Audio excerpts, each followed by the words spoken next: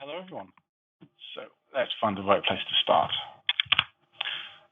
So first thing I want to do is draw everyone's attention to this webpage, developer.paypoint.com. So that has our full API documentation in it, so you can see all the options available, all the different request and response models are. So if you just look at a quick example of making a payment. So our APIs are REST using JSON. So we have, for example, for making a payment, there's the URL to send the request to, have the full detail of what the request body will look like, including which fields are mandatory and which ones are optional. What the response will look like, all the information that contains about the transaction. And then underneath that, we have examples, show that if this was your request, this is what your response will probably be, or the kind of things it can contain. Precise details, especially about some of this authorization data, vary wildly from acquirer to acquirer into which information they actually give us. So this I'm going to be referring to throughout the presentation. Also very useful things in here are a set of test card numbers. So I'll be using those a lot. In fact, I think I already have them open separately. And test endpoints. So we have our production endpoints and also endpoints to our MITE environment, or Merchant Integration Test environment. So if you wish to, I believe some of you already have, signed up for an Explorer account using the form developer.paypoint.com/payment/explore, that will create you an account fully configured on our MITE environment. It's hardware-wise identical to our production environment. The only real difference is rather than connecting to real acquirers, it connects to stub acquirers, which mock acquiring code, which responds accordingly depending on those different test cards. So we have test cards for successful authentication and declines with different 3D Secure status, both MasterCard credit, MasterCard debit, Visa debit, and Visa credit. So you can simulate lots of different examples. So to start off with, for this demo, I'm going to create a new Explorer account using that also genuine email account we've just set up. Yep, that looks fine.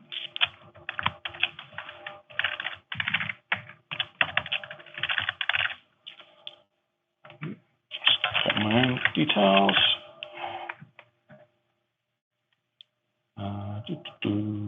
What these things are actually optional.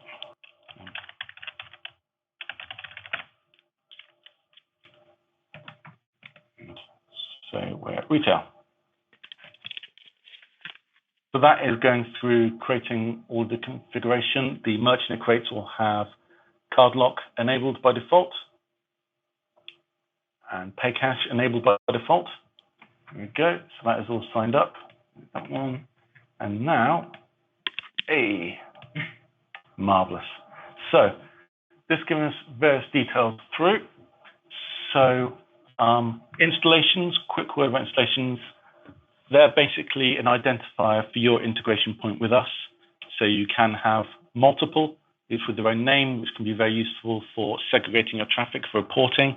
So you can report on transactions and see transactions for a different installation. So if you're on multiple websites, it could be useful for each one to have a different installation, so you can which traffic came over which. Also, a lot of the configuration for how your account behaves can be set on a per installation basis. For example, whether 3D Secure by default is attempted or not, and whether it's enforced or not. So a card that isn't 3D Secure enrolled doesn't go for authorization. You can set that per installation, so by choosing an installation to choose which behavior you want. You'll also get some API credentials. So our API set is RESTful JSON, and we use HTTP basic auth. So this username and password you will need to send with every request. So I have got some integrations I prepared earlier to show how things work. So I needed to pick a language that I figured most people would be able to read, because we all work in different languages, I'm sure. So I plumped for PHP, as it's fairly common. I thought most people would just be able to read it, even if they weren't that familiar with PHP already. So I've got this one file here which has the settings in, so I'm just going to copy those from the email.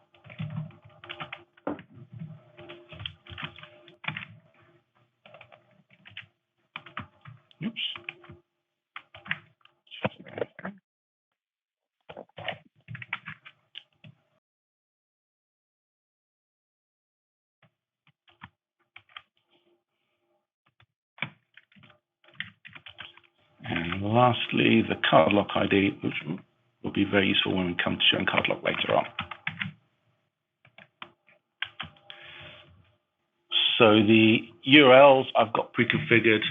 The URL, as I said, will always contain your installation ID.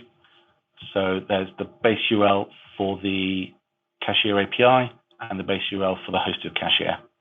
These are to the Mite environment. I've used if anyone who doesn't work at PHP out there, I've just grabbed the Guzzle HTTP RESTful client to make the code easy.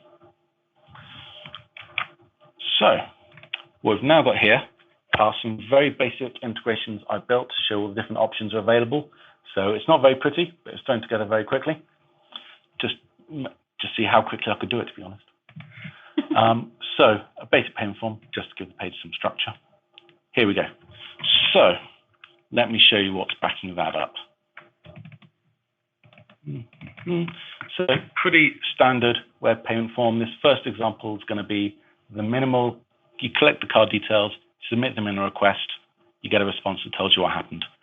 So pretty straightforward card form, nothing special in it. A few words about some of the hidden fields we've got down here: the amount, transaction description, a transaction reference, and a reference for the customer. And that will submit to this page here. So we're including that settings information to get the connectivity and all the configuration. Building the request. There we go. So we've got basic information about the transaction, the currency, the amount, the description, your reference. So in advance payments, your merchant, you can give us a reference for every transaction. It's not required to be unique, but I recommend having a unique reference. We'll also give you our unique transaction ID in the response. Card information, so the card number, CVV, the expiry, cardholder name, billing address information, so if you want AVS feedback, that go in there, and the customer, their name, and the customer reference. Additionally, can give us the IP address of the customer. So this is required if you're a gaming merchant, so that we can enforce restrictions on those territories around the world where online gaming is not allowed. But additionally, this IP can be very useful if you're using one of our fraud products, as we can track multiple requests coming from the same IP and look for suspicious behavior. So this object just builds that JSON data with the information from the post, creates a JSON object. I'm submitting it to the URL of payment, which is the way this client works. It's the URL here, with /payment at the end. The body, as is above, the auth details going through an HTTP basic, and the content type as JSON, and that's the entire request. You get the response, you can get the status of the response. If it's successful, what this page will do is pick out some details about it, the transaction ID, the mask pan, the amount, and display them on the result page. So let's just show how that works. So I'll grab one of the test cards.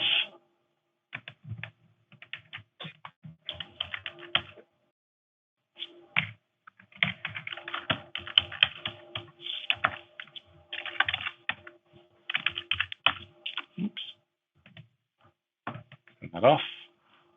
There we go. And there's the results that have been picked out of the response. So there's the transaction that's been processed through successfully. Pretty straightforward, pretty quick. A basic integration like that can be put together.